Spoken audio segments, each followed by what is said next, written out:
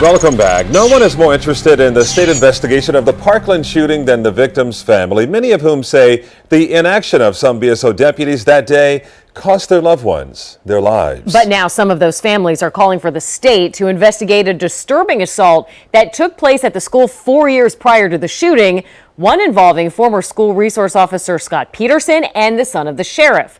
Local 10 investigative reporter Bob Norman has the report you'll only see on Local 10.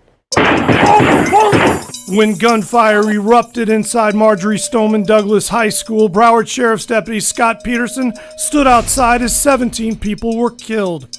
I think Scott Peterson is the lowest form of life available. Fred Guttenberg's daughter, Jamie, was gunned down on the 3rd floor several minutes into the massacre. My daughter would be alive if not for him.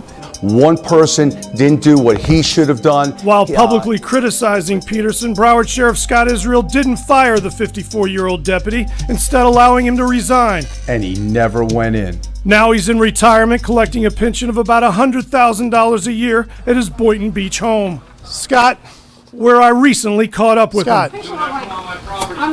Why didn't you go into the school, Scott? I'll call the cops. Scott. Get out! It's the first time Peterson has faced the media since the shooting. Now a recently surfaced report has victims' families calling for renewed investigation.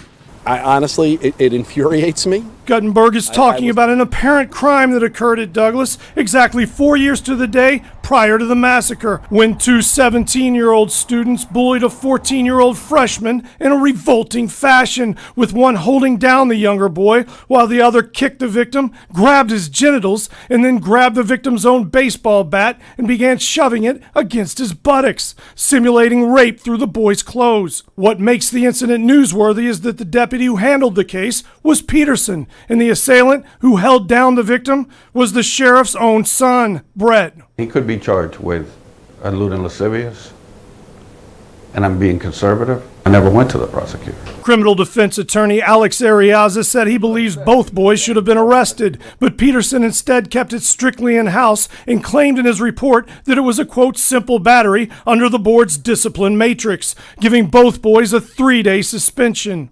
What is that? Is that like an alternative universe law? That what happens because you're in the school, you don't have to obey regular laws? Anthony Borges. Arriaza now represents Anthony Borges, a Parkland student who survived being shot 5 times on the 3rd floor.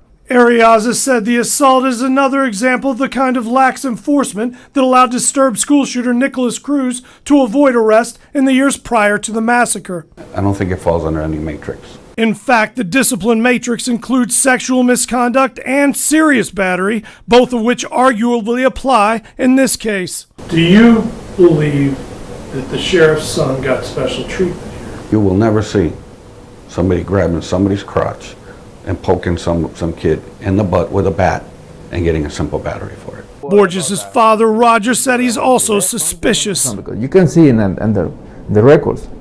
It's like I tried to cover something. Peterson writes in a report that the victim's parents were notified of the discipline taken and did not request additional law enforcement action. The mother of the victim confirmed that to Local 10, saying the family only wanted to put the matter behind them. We would want to know if he influenced that investigation, or if Peterson did it if there was discussions about it with the sheriff. Borges and Guttenberg both said the FDLE, which is investigating BSO's response to the shooting, should get to the bottom of this case.